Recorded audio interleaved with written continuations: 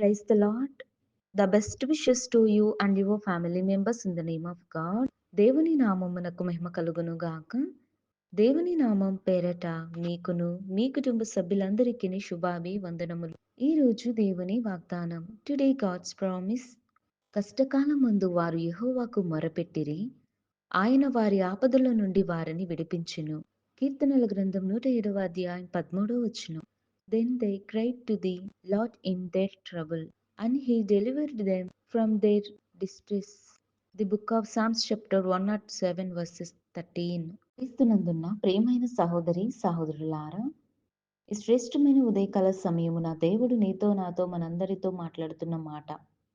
కష్టకాలమందు వారు యెహోవాకు మొర్రపెట్టిరి, ఆయన వారి ఆపదలో నుండి వారిని విడిపించెనని దేవుడు వాగ్దానం చేస్తున్నాడు. చూడండి, దినమున ఎవరైతే కష్టకాలంలో తమకున్న పరిస్థితులను బట్టి, ఇరుకు ఇబ్బందులను బట్టి మరి బాధపడుతున్నారేమో చూడండి, దేవునికి మొర్ర పెడితే దేవుడు తప్పకుండా ఆ యొక్క ఆపదలో నుంచి, ఆ యొక్క పరిస్థితిలో నుంచి, ఆ యొక్క చీకటి సంబంధ జీవితాన్ని కూడా వెలుగులోనికి మార్చగలిగి గొప్ప అద్భుతమైన కార్యములను, సంతోషాన్ని దేవుడు మన యొక్క కుటుంబ జీవితంలో, మన యొక్క కుటుంబాలలో కూడా నూతనమైన వెలుగులతో దేవుడు నింపగలిగే దేవుడై ఉన్నాడు. కనుకనే దేవుని ఎడల విశ్వాసం ఉంచండి, నిరీక్షణ గలవారై ఉండండి, ఓర్పును సహనమును కలిగి దేనికి కూడా భయపడకుండా దేవుని ఎడల ధైర్యము తెచ్చుకొని దేవుడు చేసినటువంటి వాగ్దానాన్ని నిమిత్తం ప్రార్థించండి. దేవుడు సహాయం చేస్తాడు. కష్టకాలమునందున దేవుడు మనకు ఆసీనుడై ఉన్నాడు. దేవుడు మనకు సహాయం చేసే దేవుడై ఉన్నాడు.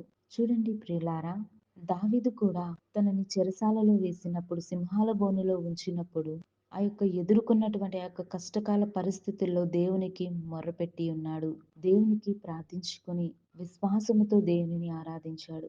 సింహాల నోళ్ళని దేవుడు మోయించి ఉన్నాడు. మరి దేవుడు మనకున్నటువంటి పరిస్థితులను కూడా దేవుడు తీసివేయగలిగే దేవుడై ఉన్నాడు. కనుకే మరి దేవుని యందు విశ్వాసం ఉంచండి, ఆయనకు ప్రార్థించండి. ఆయనే మనకు ఆసీనుడై ఉన్నాడు, ఆయనే మనకు రక్షకుడై ఉన్నాడు. కనుక నీవు నేను మనమందరమును కూడా దేవుని యందు విశ్వాసం ఉంచి ఆయనను ఆరాధించి సేవించే బిడ్డలంగాను నీవు నేను మనము ఉందుముగాక. ప్రార్థన.